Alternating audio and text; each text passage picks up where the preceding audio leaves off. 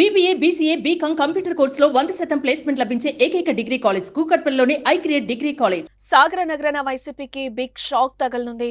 YCP mayor పీఠం చేజారిపోయే పరిస్థితులు ఏర్పడ్డాయి. సార్వత్రిక ఎన్నికల్లో విజయం సాధించిన వెంటనే విశాఖ మేయర్ పీఠంపై కన్నేసిన కూటమి ప్రణాళికాబద్ధంగా దానిని దక్కించుకునేందుకు సిద్ధమైంది. వైసీపీ కార్పొరేటర్లు ఆ పార్టీకి టాటా చెప్పి సైకిల్ ఎక్కేందుకు రెడీ అయ్యారు. 12 మంది కార్పొరేటర్లు టీడీపీలో, 9 మంది జనసేనలోకి జంప్ అయ్యేందుకు సిద్ధమయ్యారని తెలుస్తోంది. నేడు పార్టీ మారతారని సమాచారం అయితే అందుతోంది. ఈ మేరకు నగర శివారులోని ఒక రిసార్ట్లో పార్టీ మారేందుకు సిద్ధమైన కార్పొరేటర్ల కీలక సమావేశం నిర్వహించారు. ఓ ఎమ్మెల్యే మొత్తం వ్యవహారంలో చక్రం తిప్పినట్లుగా పొలిటికల్ సర్కిల్స్ లో టాక్ అయితే నడుస్తోంది.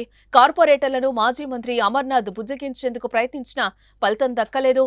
మేయర్ ఛాంబర్లో నిర్వహించిన సమావేశానికి 25 మంది కార్పొరేటర్లు డుమ్మా కొట్టారు. మేయర్ పీఠం కోల్పోతూ వైసీపీ విశాఖపై ఉన్న పట్టు కోల్పోయినట్టే. ఇప్పటికే ఇటీవల జరిగిన ఎన్నికల్లో ఒక్క సీటును కూడా గెలుచుకోలేకపోయింది.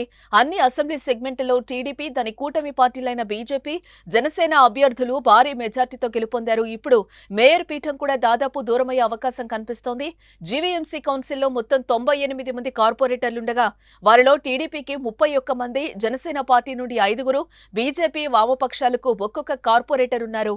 59 మంది కార్పొరేటర్లతో వైఎస్ఆర్ కాంగ్రెస్ పార్టీకి మెజార్టీ ఉంది. అయితే వారిలో సుమారు 25 మంది పార్టీ మారేందుకు సిద్ధమయ్యారు. గత కొంతకాలం నుంచి మేయర్ పదవిని దక్కించుకునేందుకు ఎక్కువ సంఖ్యలో కార్పొరేటర్లు కోఆప్షన్ సభ్యుల నుంచి మద్దతు పొందాలని ఎన్డీఏ నేతలు భావించగా ఇప్పుడు అది సాధ్యమైంది.